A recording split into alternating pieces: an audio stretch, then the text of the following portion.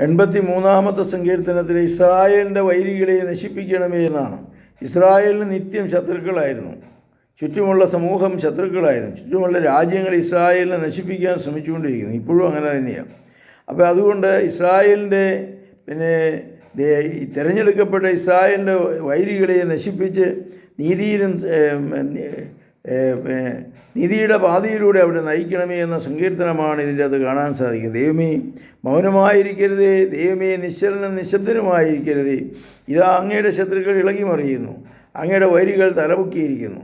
അവർ അങ്ങയുടെ ജനത്തിന്മേൻ്റെ നേരെ കെണിയൊരുക്കുന്നു. അങ്ങ് പരിപാലിക്കുന്നവരെ എതിരെ ഗൂഢാലോചന നടത്തുന്നു. വരുവിനി ജനത മുഴുവനെയും നമുക്ക് തുടച്ചു മാറ്റാം. ഇസ്രായേൽ എന്ന നാമം മേലിൽ ഒരിക്കൽ ആരും ഓർമ്മിക്കാതിരിക്കട്ടെ എന്നവർ പറയുന്നു. അതേ, അവർ ഏകമനസ്സോടുകൂടി ദുരാലോചന നടത്തുന്നു. അങ്ങേക്കെതിരായി അവർ സഖ്യമുണ്ടാക്കുന്നു. അപ്പോൾ ഇസ്രായേൽ സമൂഹത്തിനെതിരായിട്ടുണ്ടായുള്ള എല്ലാ സഖ്യങ്ങളെയും എതിർപ്പുകളെയും ഒക്കെയാണ് ഇതിൻ്റെ അകത്ത് പ്രത്യേകമായിട്ട് വിവരിക്കുന്നത്. അവരുടെ മധ്യത്തിൽ ദൈവസന്നിധിയിലേക്ക് ഉയർത്താനായിട്ട് നമുക്കും ദുഃഖങ്ങളും വേദനകളും ശത്രുക്കളും ഉണ്ടാകുമ്പോൾ ദൈവസന്നിധിയിലേക്ക് ഉയർത്തിക്കൊണ്ട് ദൈവം നീതി നടത്തി തരണമേ എന്ന് നമുക്ക് പ്രാർത്ഥിക്കാം. പിന്നെ ലോത്തിൻ്റെ മക്കളുടെ സുശക്തകരമായ അസീറിയയുടെയും അവർ ചേർന്നു. മേദിയാക്കോരോട് ചെയ്തതുപോലെ അവരോടും ചെയ്യണമേ.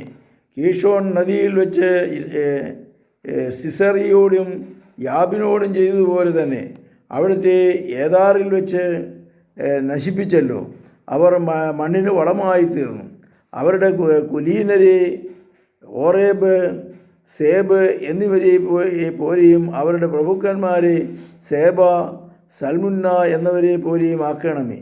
ദൈവത്തിൻ്റെ മേച്ചിൽപ്പുറങ്ങൾ നമുക്ക് കൈയടക്കാം എന്ന് അവർ പറഞ്ഞു. എൻ്റെ ദൈവമേ, അവരെ ചുഴലിക്കാറ്റിൽ പറക്കുന്ന പൊടി പോലെ, കാറ്റത്ത് പറത്തുന്ന പതിരു പോലെയും ആക്കണമേ. അപ്പോൾ ശത്രുക്കളെ നശിപ്പിച്ച് ദൈവമേ ഞങ്ങളെ രക്ഷിക്കണമേ എന്ന പ്രാർത്ഥനയാണ്. അഗ്നിമരത്തെ വിഴുങ്ങുന്ന പോലെയും തീജ്വാലകൾ മലകളെ ദഹിപ്പിക്കുന്ന പോലെയും അങ്ങയുടെ കൊടുങ്കാറ്റ് കൊണ്ട് അവരെ പിന്തുടരണമേ. അങ്ങയുടെ ചുഴലിക്കാറ്റ് കൊണ്ട് അവരെ പരിഭ്രമിപ്പിക്കണമേ. അവർ അങ്ങയുടെ നാമം അന്വേഷിക്കുന്നതിന് വേണ്ടി അവരുടെ മുഖം ലജ്ജ കൊണ്ട് മൂടണമേ. അവർ എന്നേക്കും ലജ്ജിച്ച് പരിഭ്രാന്തരാകുകയും അവമാനിതരായി നശിക്കുകയും ചെയ്യട്ടെ. കർത്താവ് എന്ന നാമം വഹിക്കുന്ന അങ്ങ് മാത്രമാണ് ഭൂമി മുഴുവൻ്റെയും ഭരിക്കുന്ന അത്യുന്നതൻ എന്ന് അവർ അറിയട്ടെ. അപ്പോൾ ദൈവത്തിൻ്റെ സാന്നിധ്യം അവരിലേക്ക് വരുവാനും തിന്മയിൽ നിന്ന് നന്മയിലേക്ക് ഇസ്രായേൽ സമൂഹത്തെ രക്ഷിക്കുവാനുമുള്ള പ്രാർത്ഥനയാണ്. ഈ പ്രാർത്ഥന നമുക്ക് ചെല്ലാം. കർത്താവേ, ശത്രുക്കളിൽ നിന്ന് ഞങ്ങളെ രക്ഷിക്കണമേ. എല്ലാവിധ തിന്മകളിൽ നിന്ന് ഞങ്ങളെ മോചിപ്പിക്കണമേ. അവിടുത്തെ ശക്തിയും സമാധാനവും ശാന്തിയും ഞങ്ങൾക്ക് നൽകണമേ.